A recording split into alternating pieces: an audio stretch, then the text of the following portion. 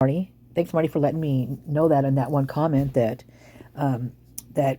Albert, I actually already talked about this apparently in one of his videos, that this guy, Anthony, that I just posted those pictures about on one of my, in reference to my face mask one.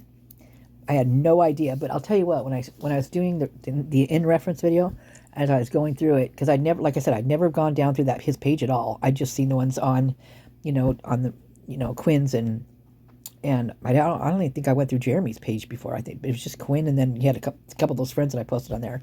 Anyway, so when I was going through this and I was reading it, and then I kept thinking that the way he was talking was really gangsta, but it was more, I mean, it sounded like prison talking to me. For some reason, I've never been to prison, so I have no idea. I don't hang out there either, so I don't know why it sounded like that. But then I saw that comment about him. Yeah, I changed a lot. I learned a lot in the 4 months I've been out. I'm just like, oh my God. So, yeah, apparently he doesn't stay out very long. What's kind of good, here's the thing. Maybe it's a good thing he's there, because if he sees this post, he won't be seeing this post. Oh my God. So anyway, Marty said that this is a friend. This guy right here, he goes by Tony. Tony. Was on Quinn's page. Quinn, he's got talking like he's a family, I probably don't do that accent very well, even though I'm Italian and Greek. What a weird combination, eh? Got a little Indian in there too. Woohoo! Okay, so he's in there for stabbing someone. Yeah, with the knife. How about that? And you know what? The mask fits him pretty good. It does fit. It fits Dylan's father better. In fact, it fits him like to a T. The nose smashed and all that kind of stuff. It literally fits him. Like when I first popped the picture on there, it almost did it automatically. It was so weird. It just, I mean, if I would have left it alone, I probably would have been able to, probably would have been no problem. But of course, I always have to mess with those things because it's kind of fun to do. Anyway, until it gets like crazy, because I could not get him even close, but his eyes look like it, and his mouth, even though it wasn't, the lips weren't as full, it was the look on his mouth, the way he was holding his mouth, it was weird. It was bizarre. Anyway, so this happened on August 31st, I think, or that's when he was arrested of this year. I wonder if I wonder if it was a K-bar. I wonder if it was a K-bar knife, you guys. What if, they didn't, from what David Barry says, they did not even call him or talk to him or anything, even though he reached out to them. Whether that's true or not, I don't know, but he's just saying that. And this just makes me, man, this case is so bizarre. Sometimes I think, oh, never happened, and this is a bunch of bull. And this is kind of this is my video that's uploading now, or it's already uploaded. It's the one that says, you want me to blow your mind? Yeah, in fact, I got to finish that video. I only got only 2 minutes into that, not even a minute. Actually, that whole video is taken out of less than a minute space and time. It's right when the cops pulled up right in front of Taylor. That's what all that is right there. Lots in that little amount of time. Anyway, 200 grand. They need to up that thing. Man, he looks, what a dork. He sure don't look like he did before. Looks like, that picture looks like there's a syringe in the side of his neck. Wow. Well, he's back in, huh? So, wow. I wonder who else is in here. So I'm going to have to do some more on him. I'm going to keep this one, and I'll read you some reports later, but I'm going to go see what this video turned out, because I had to edit that video within an inch of its life. And then when I went to send it, CapCut said that I used some special stuff on there that I've never done before, and it wouldn't let me send it until I altered it. And I don't know if it altered it weird or what. I don't know. I just hit, reset all of them. So I have no idea what it did. So I need to go watch that video right now. All right. You guys have a great one. Thanks. Bye. Breaking at 4, a Lowell police officer is fired after being charged with sexual assault, and court records say the victim in this case is a minor. Thanks for joining us. I'm Alexandra Burnley. Darren has the week off. Arkansas State Police say ex-Lowell officer Roy Mitchell was charged with 2 counts of second-degree sexual assault. ASP says the 45-year-old was immediately fired from the Lowell Police Department after the arrest, and then he was taken to the Washington County Jail. ASP's Criminal Investigation Division opened an investigation on September 22nd following a call to the ASP Crimes Against Children Division hotline. The Lowell Police Department placed Mitchell on administrative leave at that time. We'll keep you updated as we learn more. So it looks like the only, and there's several differences that happen in cases like this from different towns and different states. This person was immediately fired and thrown into jail, whereas the Pullman police are allowed to think on it, and usually they retire before they're fired, or they're shuffled to another police department within the vicinity. If you don't believe me, just look it up for yourself, because that's what they do. It's really, really, really what they do. Pullman, big time. I think it was 45 officers, and a matter of 5 years? 5 years that was let go or something because of all the crazy stuff. Mostly engaging in conduct with, university people, amongst other things. There was one of the officers over there. It might have been the sheriff. Anyway, he did that, beat his wife up and all that kind of stuff. She was literally going through chemo for her cancer while he was doing this to her, and that guy got jail time, I believe. Man, that's just sick. Something's wrong. Something's got to give over here, big time. It's really, really disturbing, in my opinion, that this kind of stuff even happens anyway. But 45. 3, right before, or was it right after Brian got, okay, they ended up retiring right around the time that they got Brian Koberger. So I don't know if that doesn't tell you something. I might have to do a video on that, because it is very, very coincidental, just like everything else in this case. Yeah. So anyway, I just thought I'd put this on there because it was kind of mind-boggling that, this is how it goes in other places. They get rid of them. They throw them in jail. But that's not how it goes. That's not how it happens in Idaho. The one guy, yeah. And there must have been some special circumstances with that. Maybe, maybe it was that she was going through cancer and all that stuff, that they had to do something. There's things like that. And don't get me wrong, it's horrible. It's horrible no matter who or what or when they do it, to who that's having what. That doesn't matter. They're guilty. But society tends to take more, feel like harsher things for people that are going through things like that, which, I get it. I totally get it. So, I don't know. Anyway, just thought I'd show you that this happens. So why not the ones that are over there right now? Why not weird things that are going on over there? They're showing it in the police reports that there's a University of Idaho employee that is contacting women and trying to, advances towards them. It's just, they need to be monitored and held accountable by someone who will do that. Fry's not doing that, in my opinion. He's not holding anybody accountable, even himself. And Lanier, he's just like, I'm out of here, man. Hey, we all knew that was going to happen. Who's next, Bill? Yeah.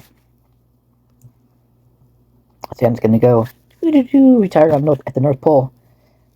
Fly around dropping off candy. Of the pink kind. Just kidding.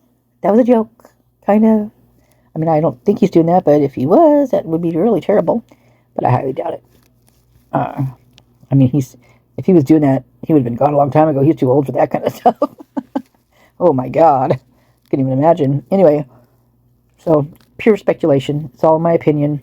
This is all fiction. There's no facts here, except for the cops. You can look that stuff up. That's all true.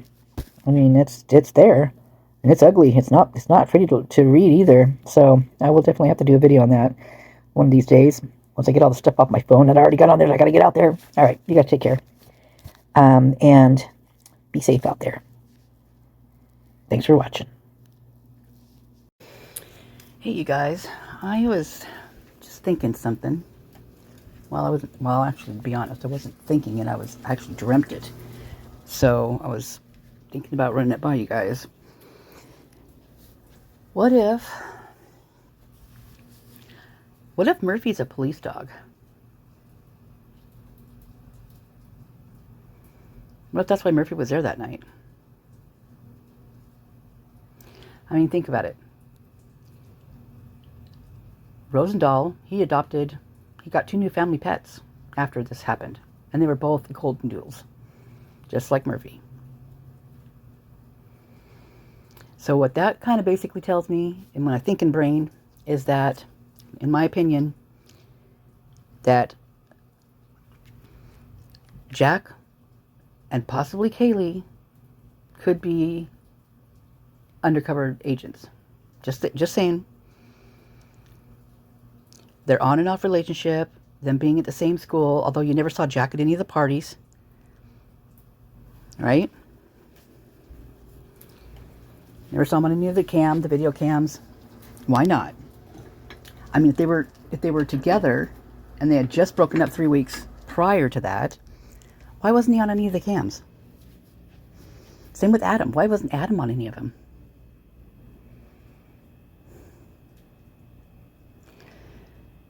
So this is kind of also saying, like, all the sniffles and all the sneezing and all that kind of stuff on the band field and on Linda Lane footage.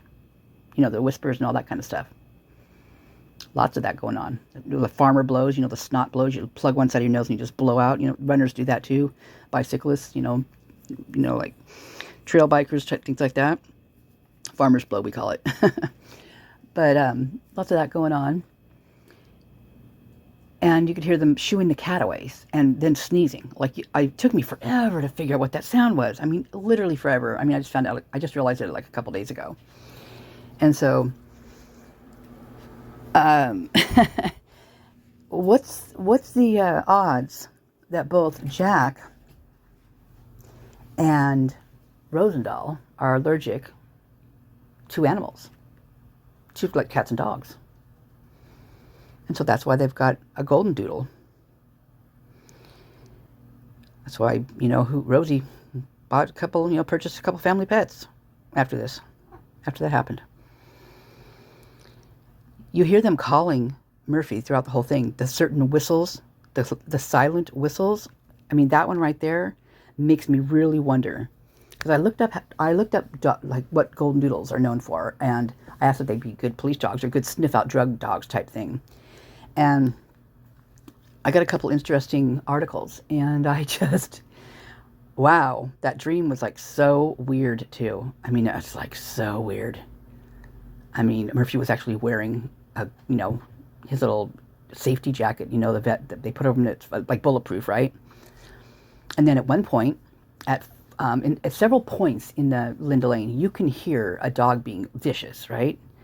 And that day, I can't find it anymore, but there was a report of a dog bite. Now it only says, and I don't know if it's the same one or not, but either they scrubbed that part out or it's just a totally different one. But it talks about a dog being locked in the car for a couple hours, and the car was at Gritman Hospital. So that's got me very curious. I'm like, what the little girl? She's like, you're talking about dogs. I want to go. Go.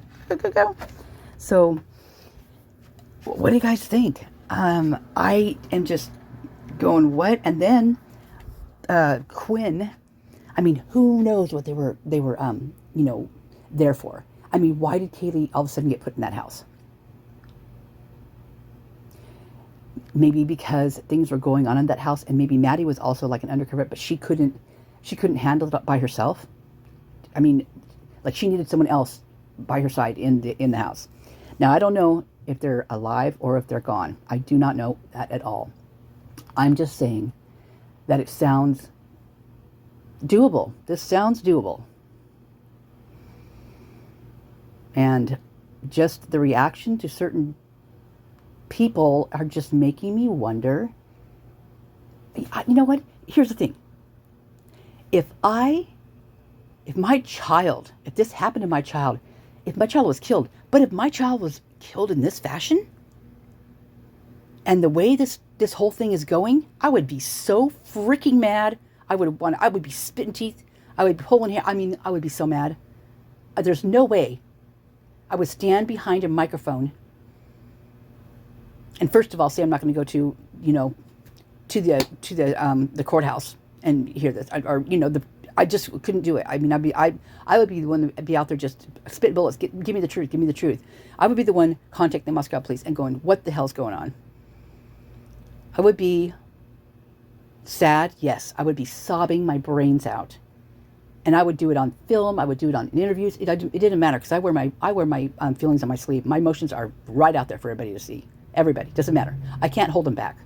If I try, my chin starts doing that one thing, and I get tears coming out my face. I literally cannot hold them back. And I'm saying something is wrong here. The way this all went down, the way those cops were protecting whoever was running behind them, maybe, just maybe, one of those being protected or two of those being protected, I don't know. I can't, I'm going to get guffed for this because it's like, you can speak your mind on here, but you can't. You really can't, in a roundabout way. You really just can't. Because you've got people that are out there that are like, oh, but the parents. I'm like, I do understand about the parents, you guys. I do. I do more than people even realize I do. But you also have to realize there's something else going on here. So you've got to touch all bases. And you can't keep coddling someone over here when you need to figure out what's going on over here. When what's going on over here is not correct. It's not flying. It's not flying. It's not, nah. I don't wear wool. Wool really makes me itch, so I definitely not going to pull it down over my eyes. And so then you've got the guy that was arrested that is friends with Quinn's dad, Jeremy. This guy, Tony, in Boise, stabbed a guy, and he is in jail. And I didn't know this. I heard it through a subscriber, actually Marty.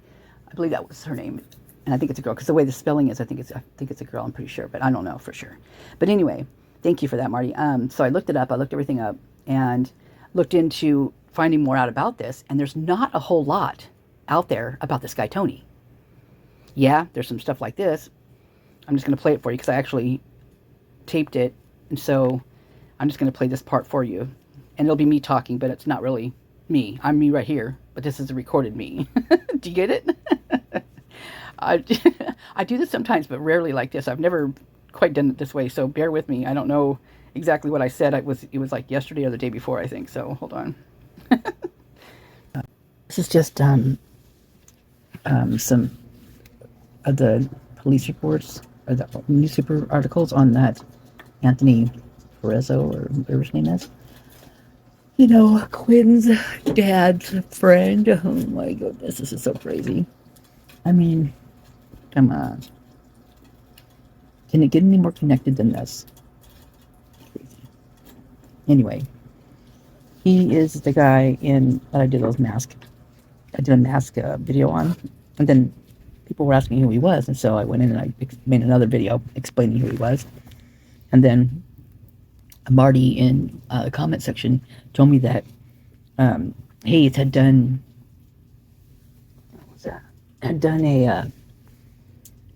a video on this a couple weeks ago, and I was like, oh, what? Because I had these pictures that were old from way back, when I collected a bunch of pictures, and this guy was in it, and so I was like, oh, I didn't see that, because I marathon those things and his videos, and I guess that's one I missed. I don't know. Weird.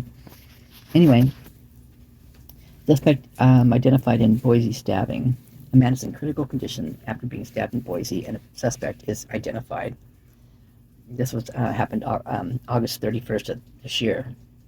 So, Boise, Idaho. A man is in critical condition after a stabbing in downtown Boise early Tuesday morning. Police reports responded to a stabbing on the 600 block of South Vista Avenue on the bench just before 3 a.m. Officers found a victim with stab wounds who was quickly rushed to the hospital with life-threatening injuries. Dang. Shortly after driving to the scene, police identified 51-year-old Anthony Perazzo as a suspect. Perazzo was found a short time later and booked into the Ada County Jail for aggravated battery. Police have not identified the victim, but they say they are currently in critical but stable condition.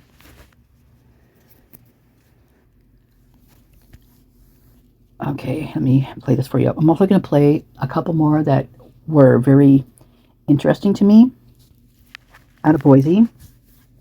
And it makes me wonder,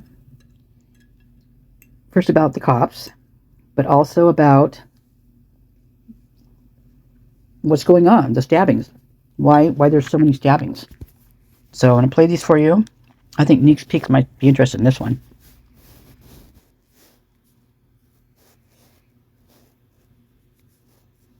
Oh, he died. Oh my gosh. Make sure it's the right one here.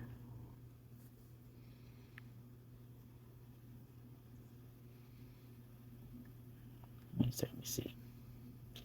Oh, this is a different one. Holy moly, you guys. But it's not.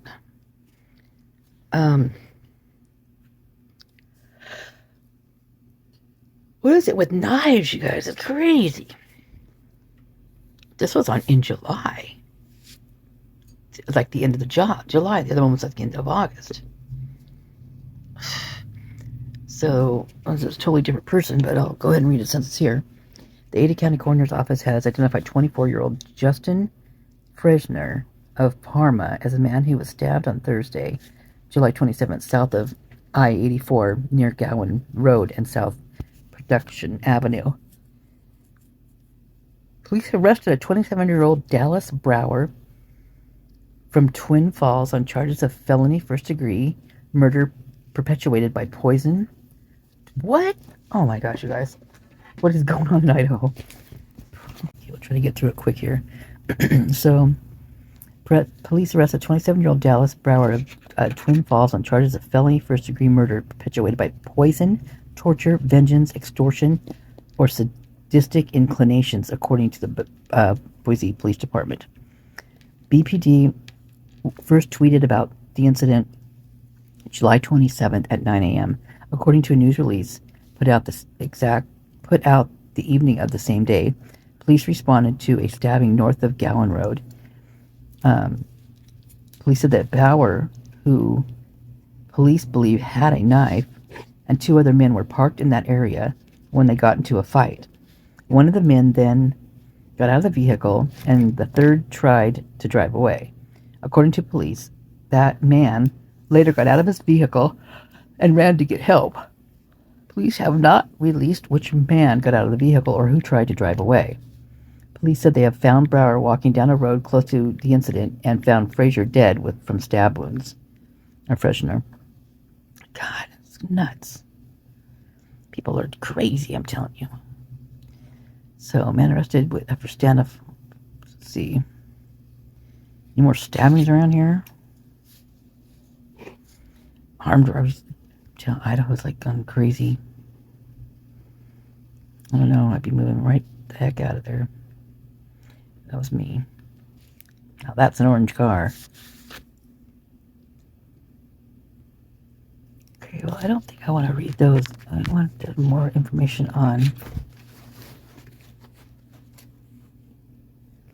Oh no, what's this one? Boise officer's name and officers. Let's see.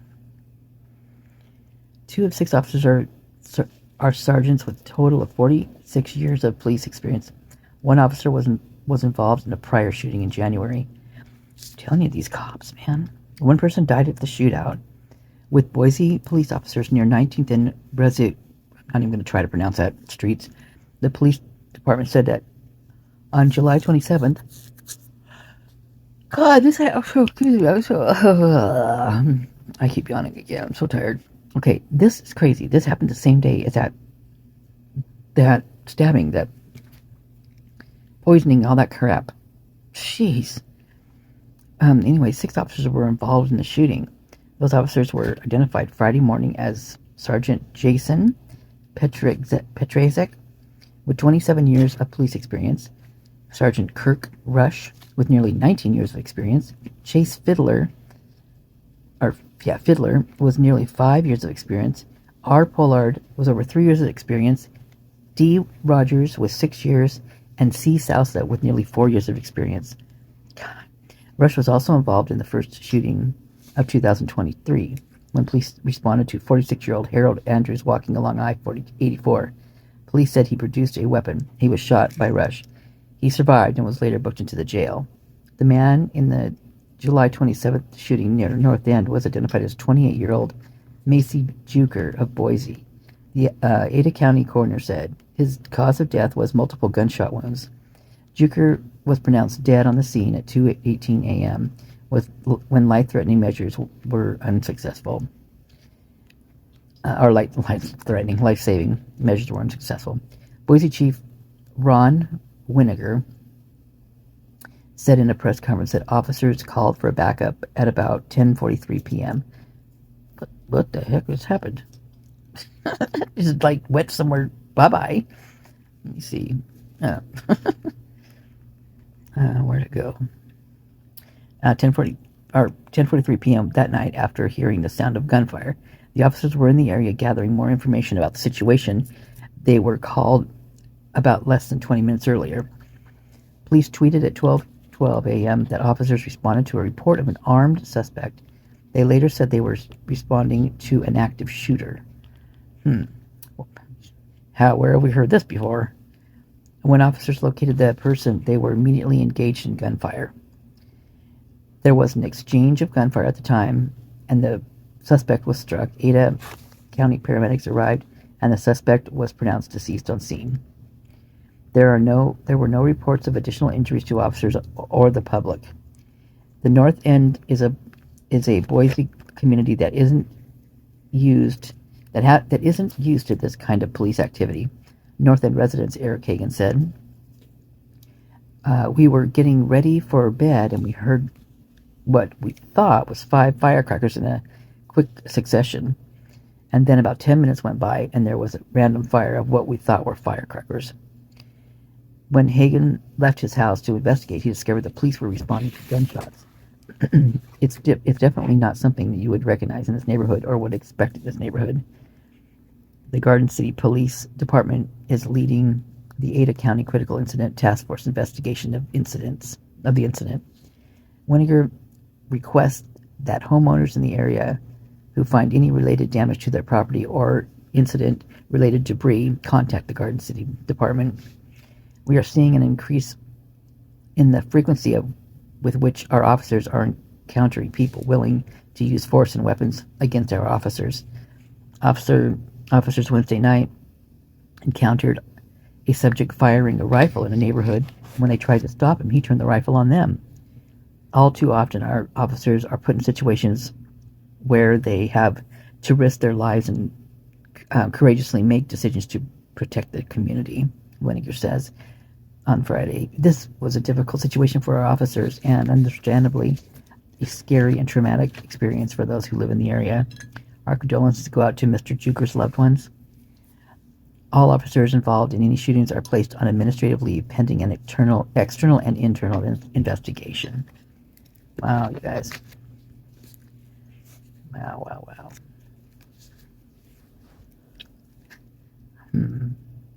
Former Bonner County Fairground director took her own life amid embezzlement investigation. Oh my gosh. Man, I don't know. That was the one I'm looking for. I was looking for some more reports on that Tony guy, so we'll go there.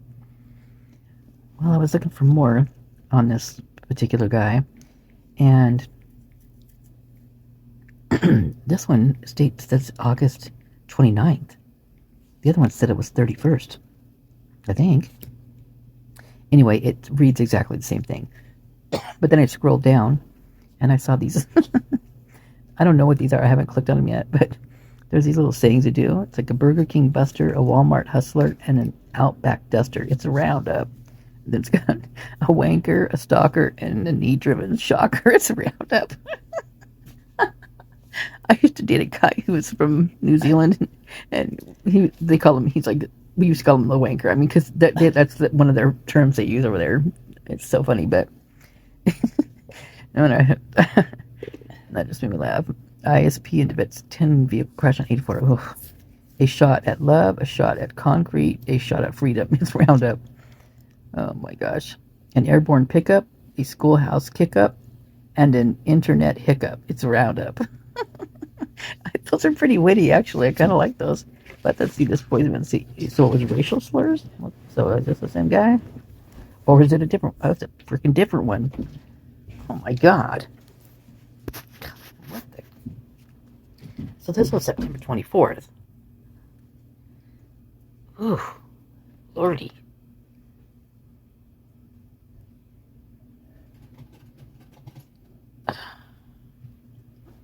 Is that a tattoo on it, or is that just a piece of tape? That's weird. Wow. Ugh. I'm scared. Boise man arrested for stabbing threat, racial slurs. A Boise man was arrested early Sunday morning for allegedly threatening a group of people with a knife while calling them racial slurs. According to a statement from the Boise Police Department, Sean Schmidt, 35, geez, he looks older than 35, threatened to stab a group of young adults near the corner of 6th and Bannock, allegedly because of the race of several group members. Oh my gosh, so this is like a supremacist. BPD quickly responded to de-escalate the situation. They caught up with Schmidt at the intersection of 8th and Bannock and took him into custody without incidents. Evidence suggests before police arrived, Schmidt cut himself with a knife several times. He was medically cleared at an area hospital and booked into the Ada County Jail on several felony charges. Boise Police Department Chief Ron Winiger said in a statement that the BPD officers work hard to resolve issues like this peacefully. Being safe and feeling safe while in Boise is something our officers work hard to protect, especially when those alleged crimes are motivated by hatred due to someone's race or ethnicity. Wow. Schmidt faces 4 counts of felony aggravated assault and 3 counts of felony malicious harassment related to the incident. According to the Idaho law, malicious harassment is defined as maliciously and with the specific intent to intimidate or harass another person because of that person's race, color, religion, ancestry, or national origin. Each charge of malicious harassment can carry a penalty up to 5 years in prison. Dang. Okay, I'm going to leave that as that is right now, but I'm definitely going to go back and read you guys that other report. But the wanker, that kind of those roundups, those are pretty funny. And I read some of them; they're pretty funny. So, anyway, I've got a few things I need to go do, but I've been going through all my old information that I've had before I had a channel. Oh my gosh, you guys! I got a lot of stuff in there that, well, some of it I don't even know if I can put out. Put it that way. So I'm going to contact Ann first. Just, because it's important, So, and it's really kind of a neutral thing. So it's not like it's for BK or against BK. It's just kind of neutral, in a weird way. So, I mean, I don't even know that answer, as Lana would say, but Fry. Oh my God, that's stuck in my brain. So my whole thing is all the knifings, all the drugs, all the connections. Like this guy, the one guy, Tony, is connected to Quinn, who's it's his dad's friend, who literally is on their Facebook. I mean, that's kind of telling right there. So now I'm curious if these other people that were in here have anything, maybe they're connected somehow to them. And it's really kind of interesting on some of my old information that this stuff like this is coming up because it kind of connects, which is very interesting to me because I never would have thought that. But I was only looking for Murphy. My keyword, in my stuff, and up popped some other stuff that I just decided to read because like I said, I was looking for the Murphy stuff. And whew, I'm like, I did some reading today, baby. I was like, wow, all right, I got some stories to tell. Anywho, I'm going to get going and leave it at this. But we're going to do these roundup. I think that's hilarious. And let me tell you, there's some pretty gnarly people in that roundup. All right, have a good day.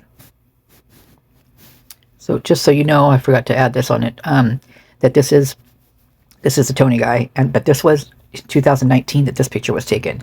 He does not look the same, so I will show you that. He does not look the same at all. He states that he was just 4 months out of being behind bars. So this is, like I said, a prison body. You know, he worked out all the time in there, and this is what he got. When he got out, he got lazy, apparently. I'll show you. This looks like lazy to me. This is when he was arrested. Oops. You know what's weird? Wait a second. What's that on his neck? Look at that. Look at that bandage on his neck. Does that look like a bandage, right? Okay, well, let me show you something. Hold on. Okay, so isn't this weird? Look at this guy. He's got the same kind of marking right there. Just a second. This is a video I just played for you on here. But I never noticed the other bandage on that guy's neck before. That bizarre? Well, look at that. Is that... You know, this could be Tony, really. I mean, if you look at him in two different...